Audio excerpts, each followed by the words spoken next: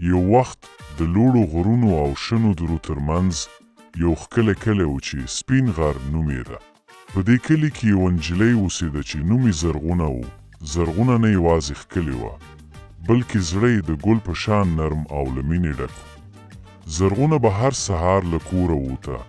د کلي له ماشومانو سره به یې لوبې کولې او د مشرانو حال به یې اخیسته. خو د هغې تر ټولو لویه مینه د کلي تر څنګ هغه زوړ چینار و چې خلکو به د رازونو ونه بلله. ویل کېدل چې دا ونه د هر چا خبرې اوري، خو یوازې هغه چا ته ځواب ورکوي چې زړه یې رښتینی وي.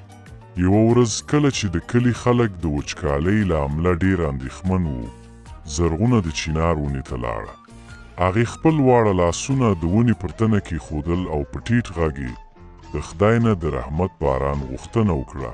ای خدایه، که زما خبرې اورې، زموږ کلي ته باران راکړه. خلک ډېر ستړي دي. د څو شېبو لپاره هر څه چوپ شول. باد هم ودرېد. ناڅاپه د ونې پاڼې ورو ورو وخوځېدې، لکه چې ځواب ورکوي. زرغونه حیرانه شوه. په هماغه شپه تورې وریځې راغلې او باران پیل شو. خلک له خوشحالۍ نه په کوڅو کې ووتل. وچې ځمکې بیا ژوندۍ شوې او سیندونه بیرته روان شول.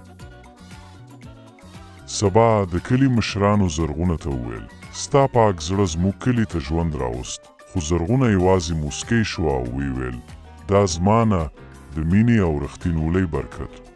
له هماغې ورځې وروسته خلک پوه شول چې تر ټولو لویه شتمني نه زر دی، نه زور، بلکې پاک زړه او رښتینی نیت دی.